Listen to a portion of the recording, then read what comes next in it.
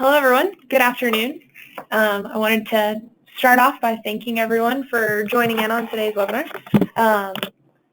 I'll give maybe another 30 seconds or so just in case people show up a little bit late, and then we'll get started. So I'll mute myself for that short period of time, and then I'll be back and we can get started with the webinar.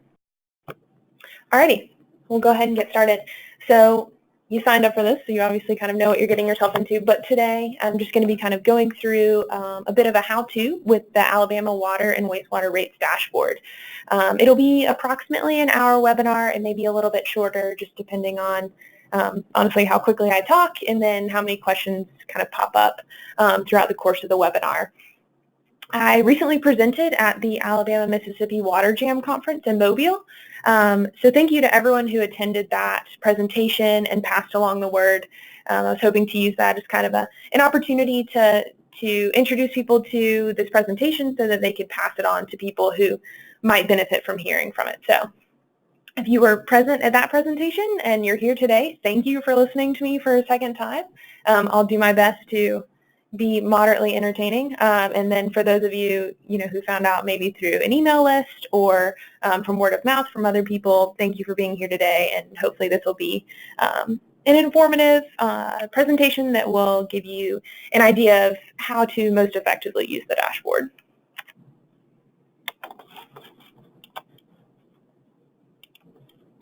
So just some general logistics to start. You guys probably have your panel over to the right-hand side of your screen. If you've used GoToWebinar before, you're probably pretty familiar with all of this. But to open the control panel, you'll press that little orange arrow there. You'll be automatically muted throughout the course of the webinar, so you don't have to worry about interrupting me at any time.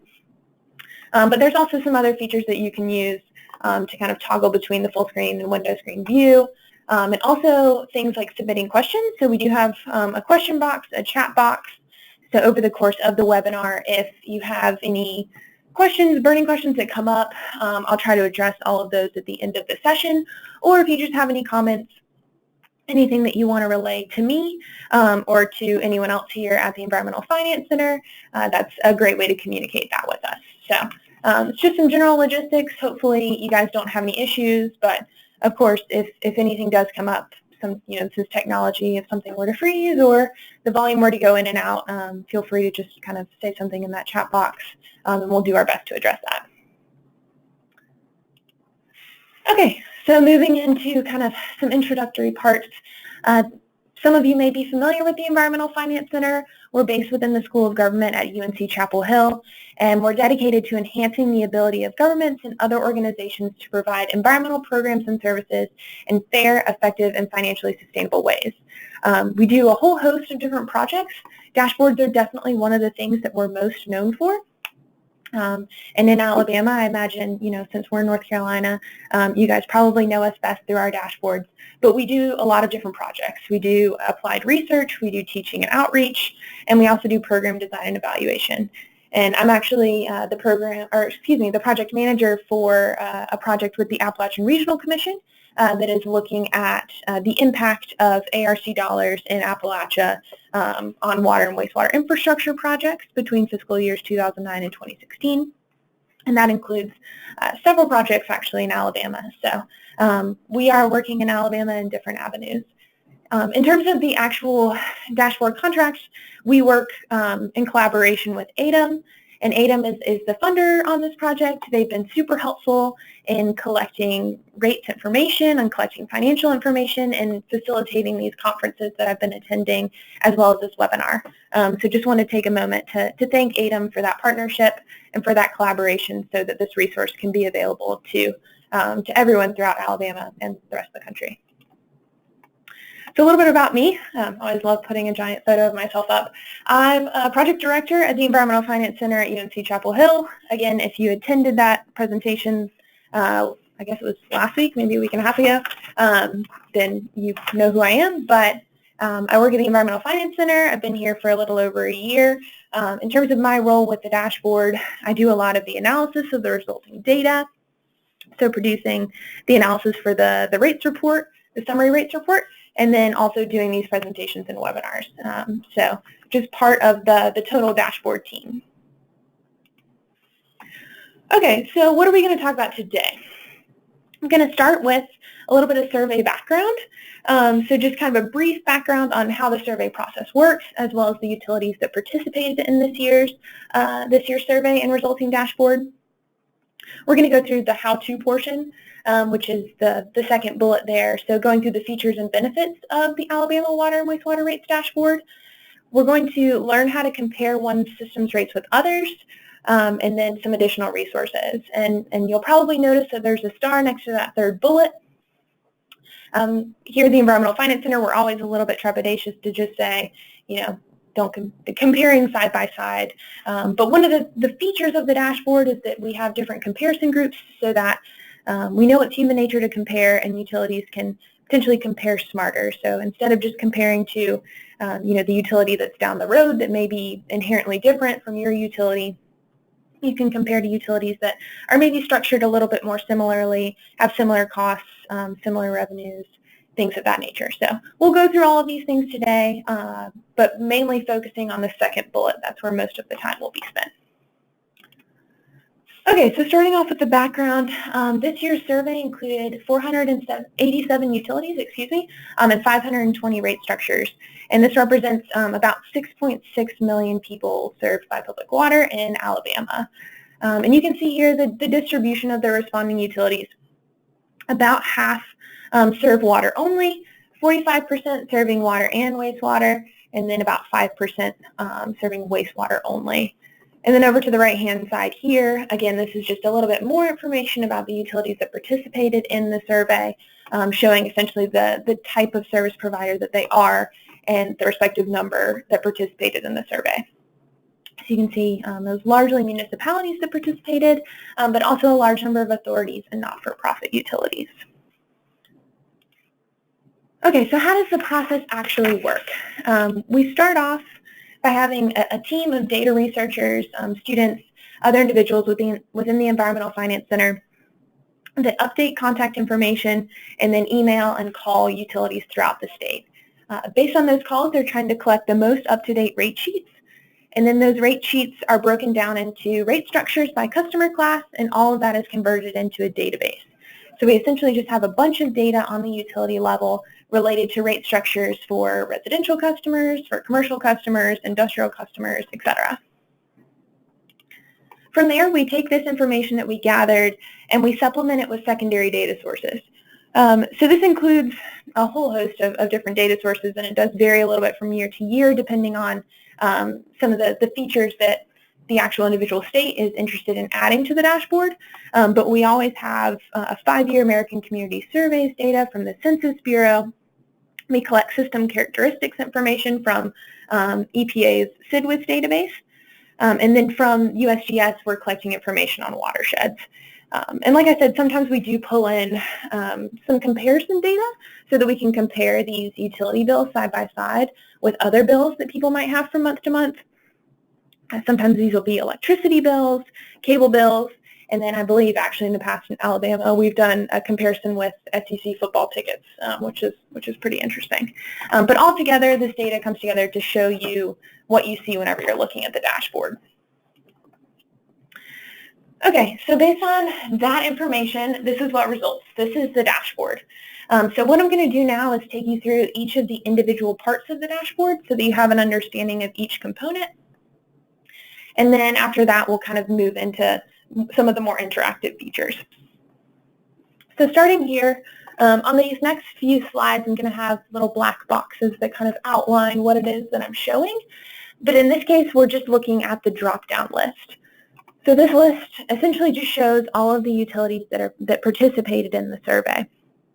For the purposes of this webinar, I've chosen Tuscaloosa, but obviously there's 487 utilities that are present, so it's all put alphabetically, so you can just kind of click on that down arrow and select the utility that you're interested in.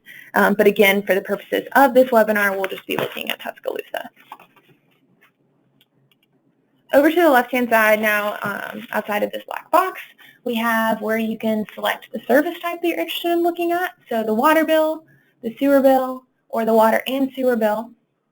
So little radio buttons that you can select based on what you're interested in looking at. and below that is the consumption slider. So that ranges from 0 gallons all the way to 15,000 gallons at 500-gallon intervals. So 0 gallons would essentially just show you the base charge for the utility that you're looking at, and then you could, again, slide it all the way up to 15,000 gallons, and the monthly water bill down here below will respond to the inputs that you've put above. Below that, we have a few different things listed here. First, we have this select comparison group drop-down list. So in this case, we're looking at all utilities, but earlier, whenever I mentioned that this is intended to be kind of a smarter comparison tool, that's where you would make these changes on kind of within this list what you wanted to compare against. So for the purposes of just going through kind of, the components of the dashboard, we're going to stick with comparing to all utilities in the survey. But depending on how you change that comparison group, the map below, which all these blue dots represent the utilities that participated in the survey and are included in this comparison group, if you were to change the comparison group there, the map would respond. And later, I'll basically just pull this up on the internet and show you how that works. But for now, you just have to trust me. Then below that, it shows you the number of rate structures that you're comparing against. In this case, because we're comparing water bills for all utilities that participate in the survey, we're comparing against 488 rate structures. Over to the right-hand side, these are the dials. So this is essentially what is showing you the results of all the inputs, all the things that you changed over here on the left-hand side. And this is the real meat of the dashboard. All of the inputs on the left are critical to getting these results on the right-hand side, specifically for the bill comparison dial and the conservation signal dial. But it is, it's not showing you the results quite like the right-hand side is. So that's where we're going to spend the majority of the time kind of walking through each of these dials, what they mean, what the different color schemes mean, and who you're actually comparing to. So to start off, these top two dials, the bill comparison dial and the conservation signal dial, are comparing against your peer group. So you're just comparing against the group that you've selected over here on the left-hand side, which has this big red circle around it.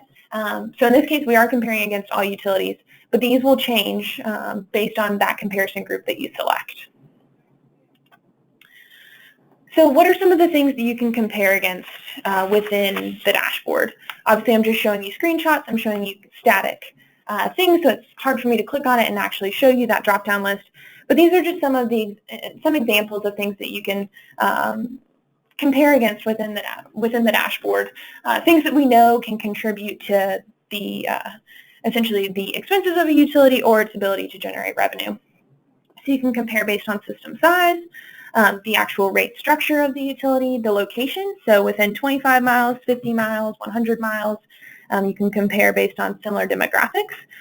So similar customer income.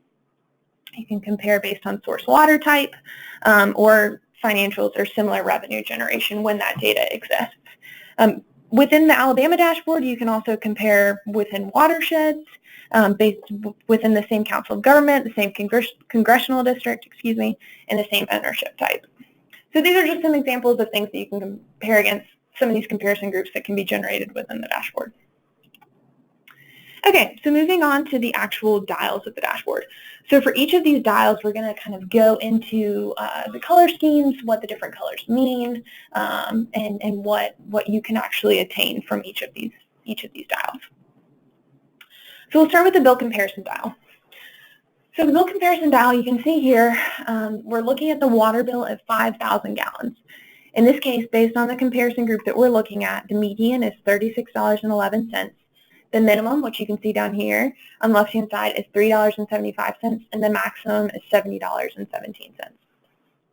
The bill for Tuscaloosa at 5,000 gallons is shown down here at the base of the dial, and it's $23.50. So that kind of gives you just a general orientation to what each of these numbers mean that shows up on the dial. The actual dark green band, which is what is highlighted here, is essentially representing the middle 50% of utilities. So these are bills at 5,000 gallons that fall within the 25th and 75th percentile. So this is where a large portion of the total utilities represented in the survey fall. On either side of that dark green band, we have these lighter green bands. And essentially that represents 15% of utilities that are lower than that middle 50% and 15% of utilities that have bills higher than that middle 50%. So again, it's just shades of green. It's not intended to be a bad or good, because rates should be set based on the needs, the expenses of your actual utility and the specific needs of your community. So again, these are just intended to kind of show you where most utilities bills fall. Together, these two, the light green bands and the dark green bands, essentially represent 80% of utilities in your comparison group. So we like to say that if you have bills that fall within these light green bands and dark green bands, then we say that the majority of utilities in your peer group have bills that fall within the total survey group, because it represents 80% of total utilities. Finally, we have these two yellow bands.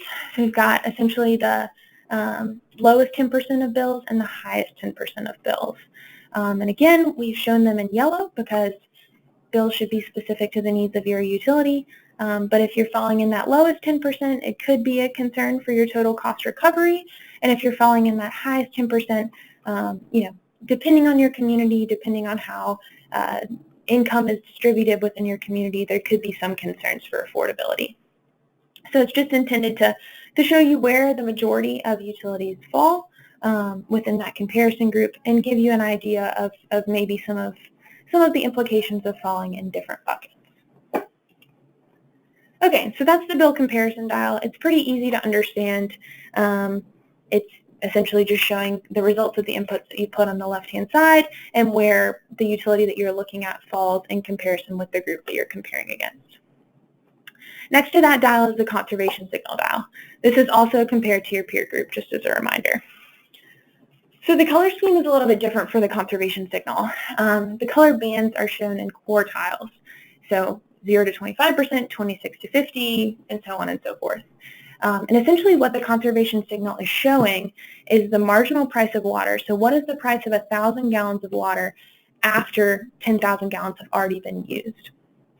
And the idea is that if that 1,000 gallons of water is relatively cheap, like the minimum in this case is $0, customers probably, well, if it's $0, they're definitely not going to feel that on their bill using that extra 1,000 gallons, so they won't have any real incentive to conserve.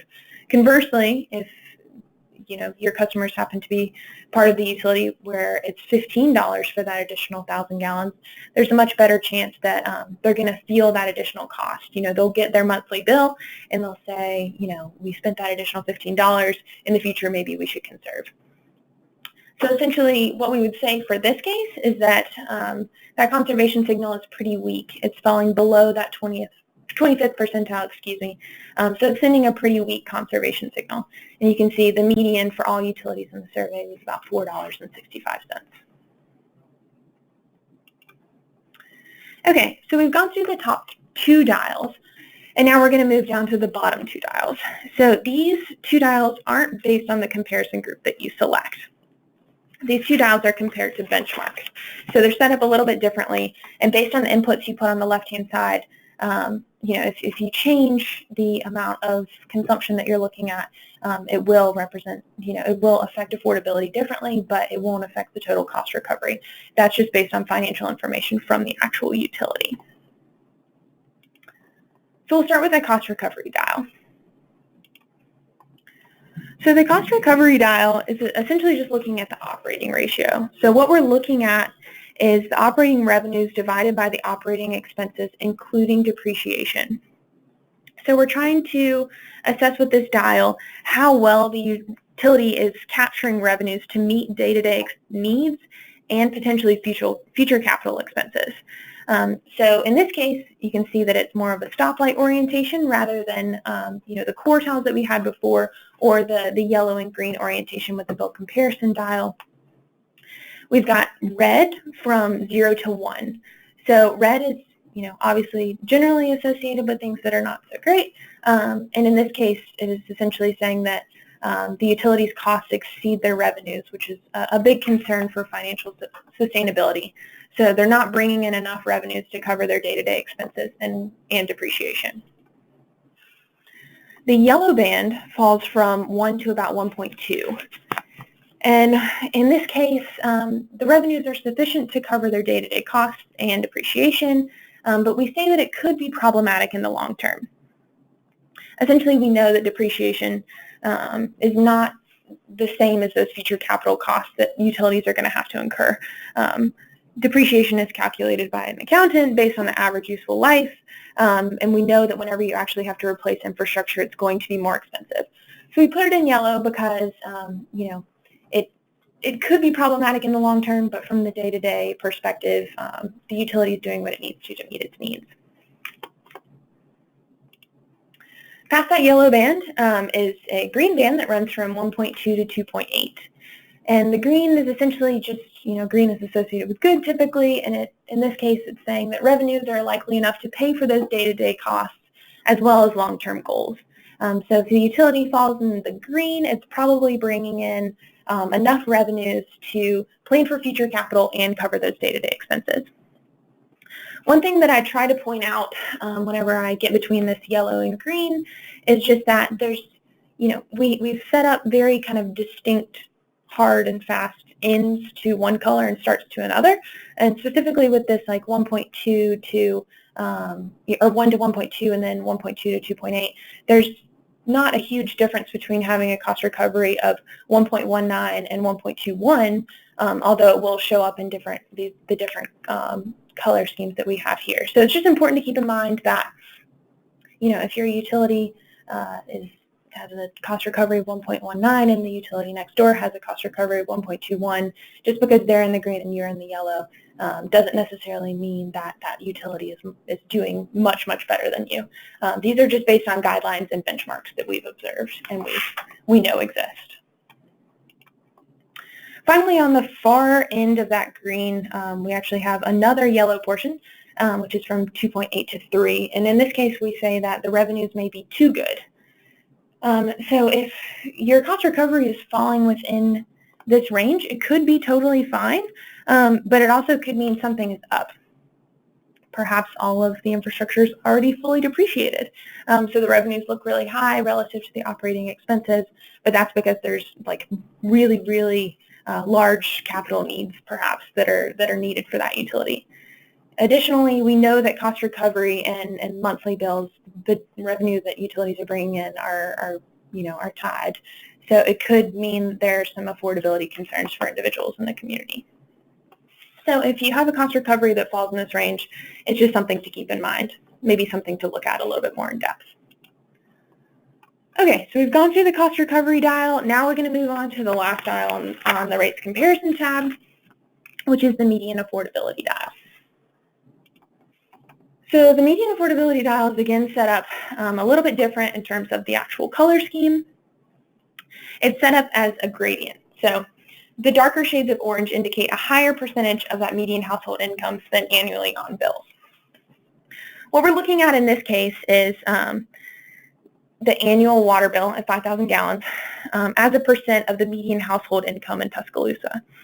So essentially, this is showing in this case that it's about 0.66% of that median household income, but it's important to keep in mind that this is just a snapshot of affordability and the way that bills actually impact individuals and customers within your community. Median affordability and median household income, for that matter, is a pretty limited indicator in the sense that it really only represents the income at that 50th percentile. So it doesn't give you a good idea of how the distribution of income or what the distribution of income looks like in your community. So it's just something important to keep in mind. This is, it's a good way to kind of communicate information very quickly, but it is not comprehensive. It's not intended to be comprehensive. And actually, the next slide shows some additional information that we have related to affordability and to median household income. So one thing I'll point out is next to all of these dials, you can kind of see it here, we have these little blue question marks. So in this case, this is what pops up whenever you click the little blue question mark next to the median affordability dial. And what you'll see here is essentially how we calculated this number, including the raw data over to the right-hand side, as well as the actual equation. And it'll give you some additional information on where we got that data from and what it actually means. And then below that, you'll see a link to two things. So first, we have a link to our Residential Rates Affordability Tool, which is a really useful tool that I'll explain in a little bit more detail in a minute. But it gives you a more comprehensive look at the distribution of income in your community and how these water and wastewater bills may affect those different income buckets differently. And then below that, we have a link to a blog post about the limitations and the considerations that need to be made whenever you're using percent MHI as an indicator. So again, this is just showing you the additional information for the affordability dial, but this does exist for all of the dials here, and it can be used as an additional resource for the dashboard. Okay, so we've gone through the rates comparison tab. Hopefully everyone has a better understanding of each of the dials, of the different inputs, of what the different color schemes mean, and ways that you can essentially try to get more information if you need more information. From there, we're going to move over to the next tab, which is the Financial Benchmarks tab. So for Alabama, for utilities that provided their financial information, we have 4 dials that show financial benchmarks. And you can see that they kind of fall into 3 general buckets. So we've got the ability to cover expenditures and debt service, we've got measures of liquidity, and then we have cost recovery. So I'm going to kind of briefly go through each of these dials and what they mean. So we'll start on the left-hand side with the operating revenues over the operating expenditures. And you can see here just kind of generally the color scheme goes from 0 to 1 is red, 1 to 1.5 in yellow, 1.5 to 2.8 in green, and then 2.8 to 3 in yellow again.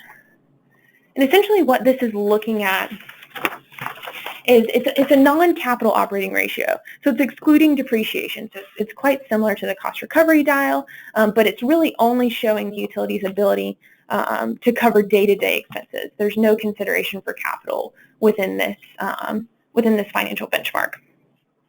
So what we say is that this benchmark should be much greater than 1, which is the understanding that infrastructure, that future capital is going to be a large portion of the expenses of a utility.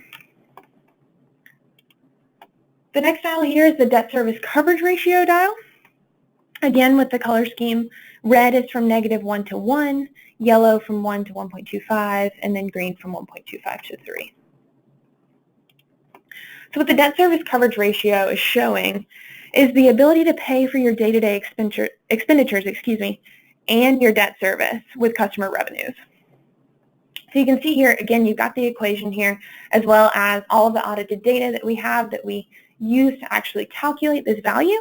And what we generally say with the debt service coverage ratio is that if the value is less than 0, the utility is not even bringing in enough revenue to cover their day-to-day expenditures. And if it's from 0 to 1, the utility is covering their day-to-day expenditures, but they're not also able to cover the principal and interest payments on long-term debt. So again, this is just intended to be another indicator of the financial status of the utility that you're looking at. Next to that, we've got, under a different bucket, the measures of liquidity, we've got days cash on hand. And days cash on hand, you can see essentially the color scheme runs from 0 to 90 in red, from 90 to about 180 in yellow, and then 180 plus in green. And I'm kind of just lumping all of that together. But what this is looking at is essentially the level of unrestricted cash the utility maintains relative to its day-to-day expenditures. So it takes the total annual expenses and then divides that by 365 to essentially create a daily average of expenses, and then takes that unrestricted cash and investments and divides by that number. So you essentially are getting the number of days the utility could operate with just cash. And you can see here, it provides you some additional information within this text box. In this case, AA rated utilities and beyond often maintain over a year's worth of days cash on hand. But like I said previously, we said about 180 days plus is kind of within that green. So we consider that a good range. And finally, again, we have the cost recovery dial. This is the same dial that I went through previously, so I'm not going to make you suffer through hearing about it again, but it is just visualized here within the Financial Benchmarks tab in case you wanted to kind of show all of this information in one fell swoop.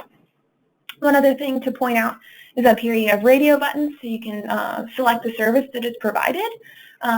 If you're choosing water or sewer, but the utility has a combined water and sewer enterprise fund, the display won't actually change.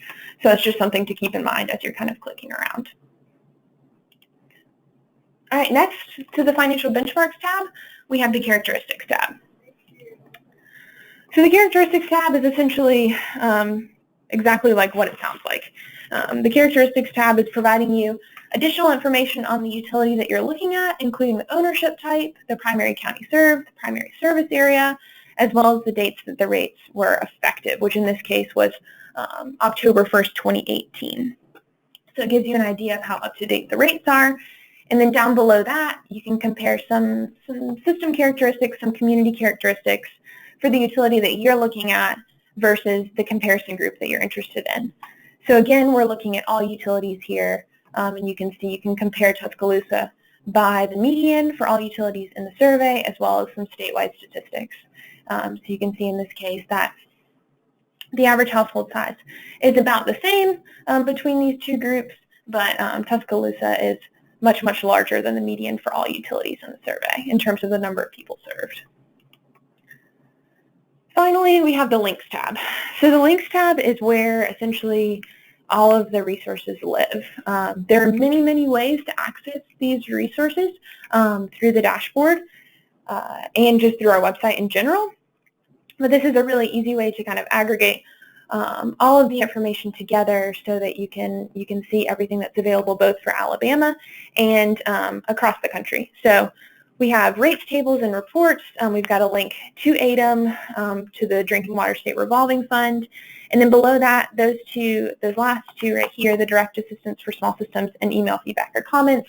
The direct assistance for small systems is for any small water systems that are interested in getting financial assistance essentially for free from the Environmental Finance Center. We have that set up through a separate project, so that's a great way to apply for direct assistance if that's something that you're interested in.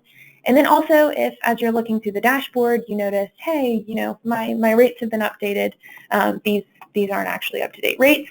You can always click that link and provide us with that information, and we can do what we can to see it through that's updated. Also, if you just like the dashboard, we always like nice comments, so you can always leave a comment there about what we're doing right and how this has helped you. Over to the right-hand side, we have, again, additional resources, I said, that are outside of just the Alabama dashboard, but could be useful for people who are using the dashboard, and as well as essentially 4 Excel tools here that you can click on and download for free if you're interested in diving a little bit more in depth into the data for your utility.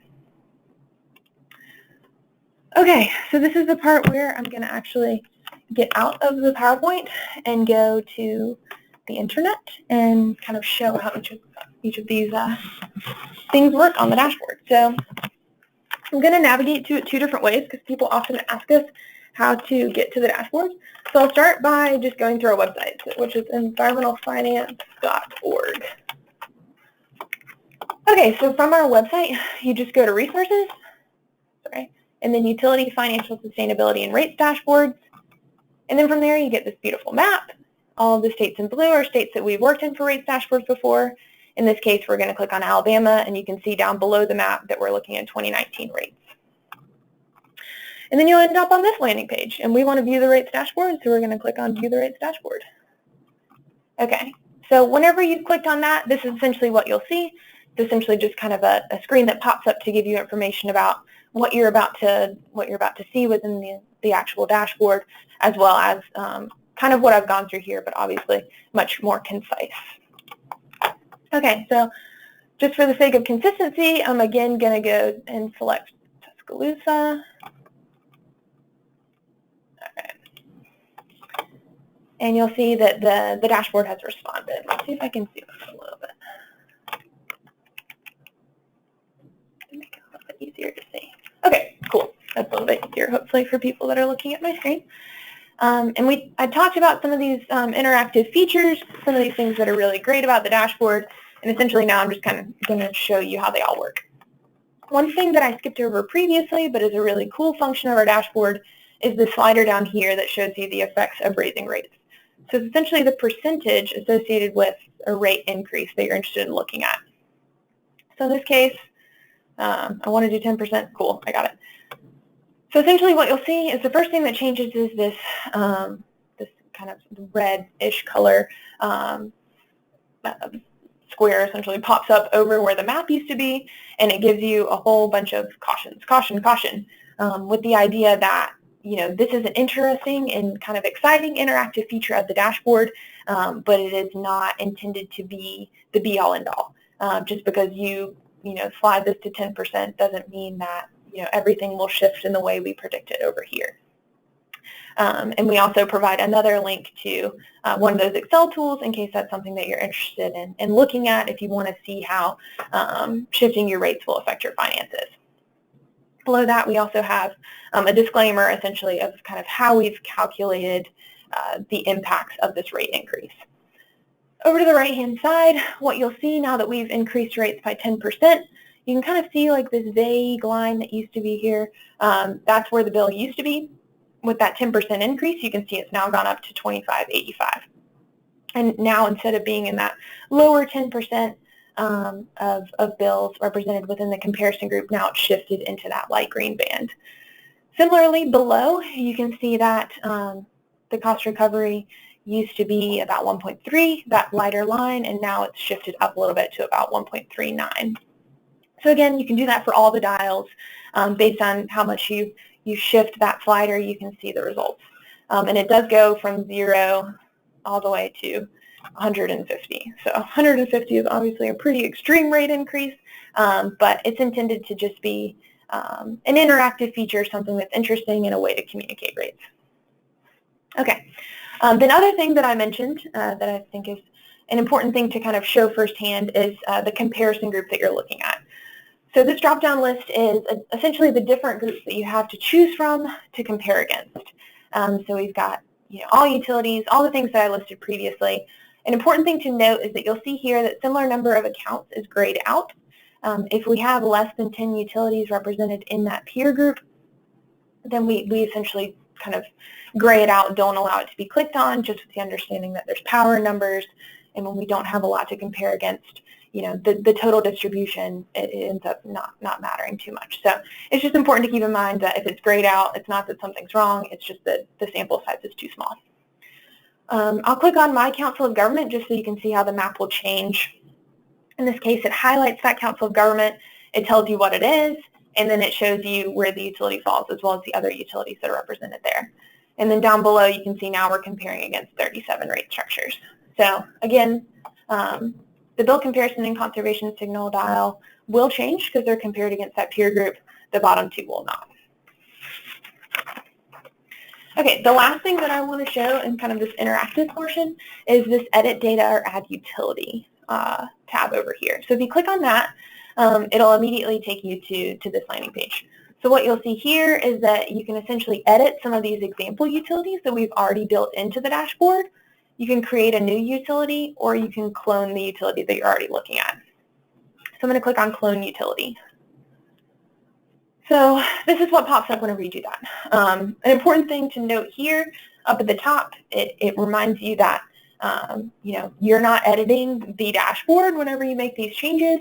So if you were to see something that was wrong with your utility that you wanted to change, this is not the place to do it. It's definitely best to contact us and let us know what that change needs to be. Whatever you put in here will just be saved on your computer.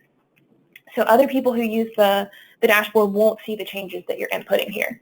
But essentially what you can do is, based on the utility, if you are like me and just making a copy of an existing utility, you can change the water bill. Say I want to change it to $25.50 and you know, reduce the median household income, and you can save that. And then essentially it'll show up here, Tuscaloosa copy, so you know that it's not the original one. And it'll populate this information based on essentially what you've inputted on that Edit Data or Add Utility. So again, it's just intended to kind of give you a little bit more opportunity to work with the dashboard to see where your utility might fall if something were to change, if you know the bills were to change, if the median household income were to change, things of that nature. Okay, so now I'm going to flip back over to PowerPoint.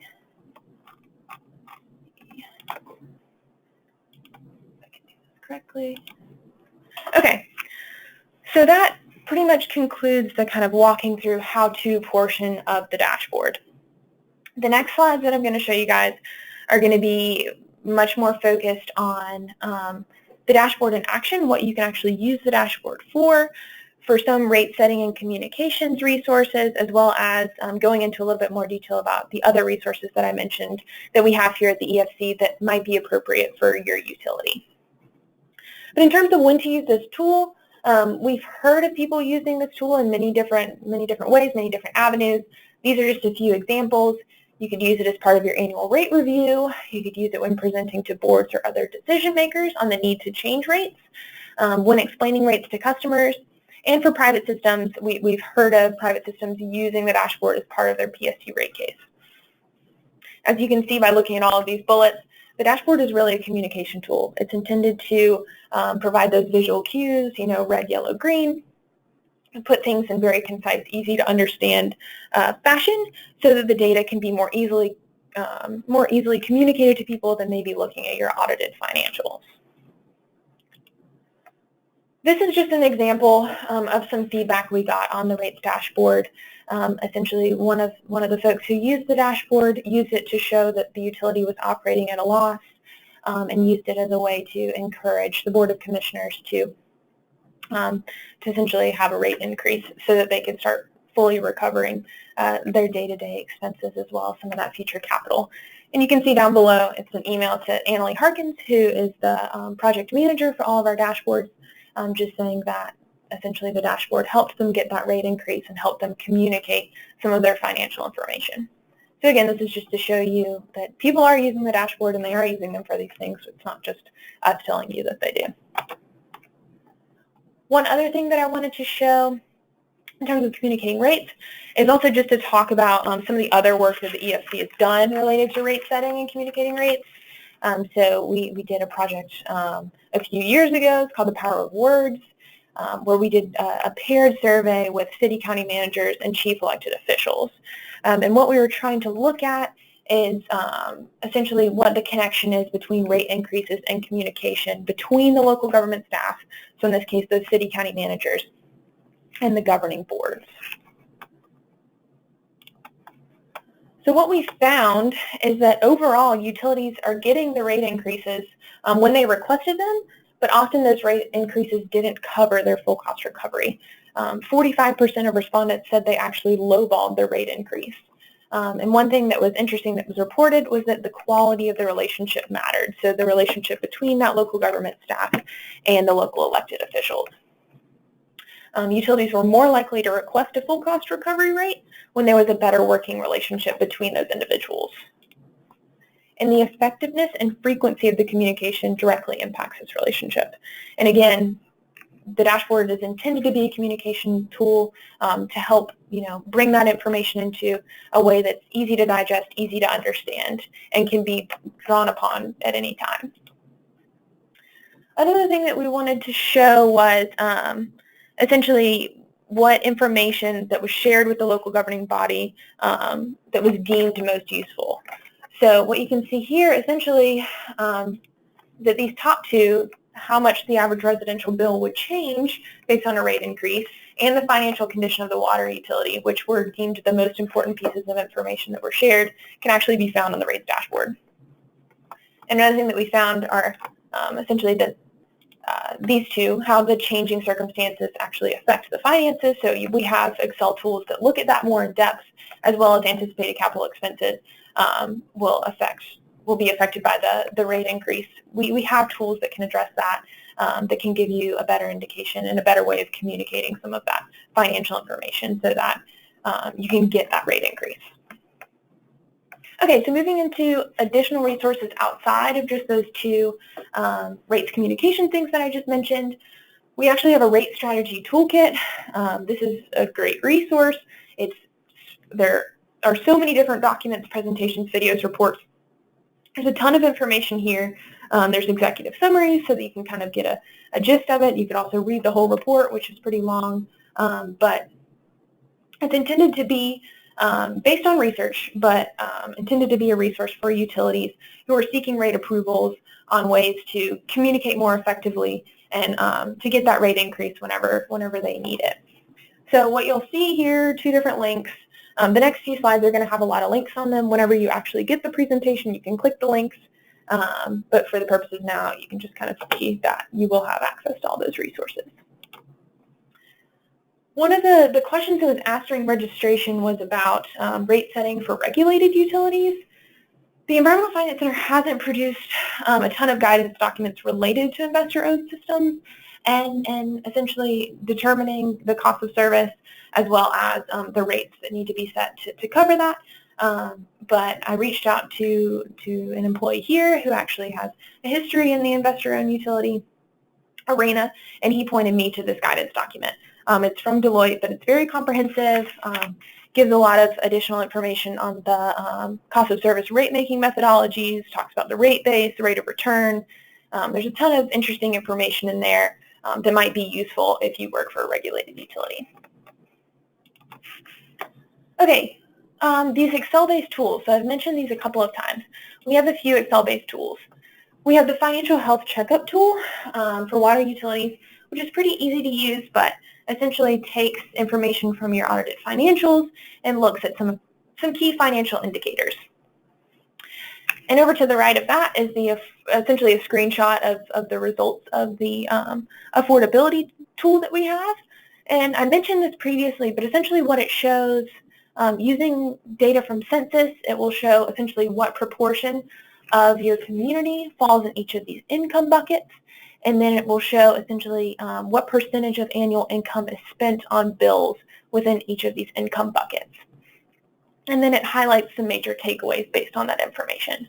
And you can also do it under your current rates or alternative rates. It's a really neat tool. It's pretty easy to use, and it's using free available data from U.S. Census. So I definitely encourage this one for someone who's interested in looking a little bit more in depth than just the MHI indicator on the dashboard. And then below that, we have the Water and Wastewater Rates Analysis tool. And this is intended to look at essentially alternative rate structures, how that will affect different customer classes, how that will affect the overall financials of the utility. This is definitely a more comprehensive tool than the 2 that are listed above, but we do have technical assistance here. So if it was a little bit daunting, if it was something that you wanted a little bit of help with and you were a small water system, that's something that we could help you with. One last thing I'll note on this slide is that each of these photos are linked to the actual Excel tool. So if you wanted to look more in depth in any of these, you could just click on it. Okay, the last thing I'm going to show is the Alabama dashboard specific resources. So earlier, whenever I was showing you kind of that live interactive features of the dashboard, we ended up here once we clicked on Alabama. And previously we had clicked on View the Rates Dashboard. But there is more information that's specific to this rate survey that falls below that. So if you were to click on View the Tables and Rate Structures, essentially you would have this PDF over to the right pop up. So we have tables of the resulting data. It shows the services provided, county, median household income. Essentially it'll show you system information as well as the rate structure details and bills for each of these different customer classes. So it's just additional information if that's something that you're interested in downloading in aggregate. And again, that's the link to it right there. Below that, we've got this next spot where you can click, which is where you can view your utilities rate sheet. So one of the neat things that we do is create a PDF of the rate sheets for all utilities that participate in the survey. If you were to click on that link, it would take you essentially to this page. And you would just go to this drop-down list and select your utility. Again, it's going to be alphabetical. It's going to look very similar to the drop-down list on the actual dashboard.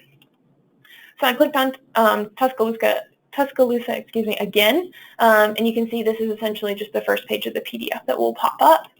And then down below that, it will just show you essentially the rate sheet for, in this case, water. If you were to scroll down, which this is just a screenshot, so it can't, but if you were to scroll down, you would see wastewater rates, things of that nature. And you can see that their base charge does not include a consumption allowance, and it's based on meter size. And then after that, it's just a uniform rate. I also wanted to show a rate sheet from another utility just so you could compare side by side. And this one you can see it's in CCF. In this case, it's in gallons. So again, it just gives you a different layout depending on how the actual utility structures their rates. And the last thing on here is the last spot that you can click there, which is to view the summary report. So one thing that we accompany with our dashboards is a summary report of the statewide findings. It includes information on the survey group, on water and wastewater bills, on irrigation rates, on affordability, financials, things of that nature. It's intended to look in aggregate, so it's not on the utility level, but it's on the state level. But it's a supplementary resource that helps you get a better idea of the utilities that participated and what water and wastewater rates look like in the state of Alabama for 2019. And again, that's just a link right there. Okay, so that's most of the content. In terms of upcoming events, I say we because it's actually not me, Annalie Harkins will be presenting at the Alabama Water Resources Conference in Orange Beach between September 4th and 6th. So if that's something that you're interested in, or you know someone who's attending that and they might be interested in actually seeing the presentation or seeing this presentation and not watching a webinar, that is an option. So just putting that out there for anyone who might be interested. And based on that, that's pretty much the conclusion of the information that I had. I'm not sure that we had any questions come in, but if we did not, then this is my information. It's my email address as well as my phone number. You're absolutely more than welcome to contact me with any questions that you have related to the dashboard. If you see something that's a little bit off or you're just confused by something, you're more than welcome to reach out to me. I'm always welcome to help. The dashboard's a really powerful tool if you know how to use it. So I really welcome anyone to reach out to me or reach out to Annalie Harkins, really anyone at the EFC, and we'd be happy to help walk you through whatever challenge you have or make right whatever may be a little bit off. So I think if there are no questions or anything, I will end 7 minutes early. But I do want to take a moment just to thank everyone who attended, who sat through this. Hopefully it was worthwhile. Hopefully you have a little bit of a better understanding of the dashboard. It wasn't too redundant based on your previous experiences with the dashboard.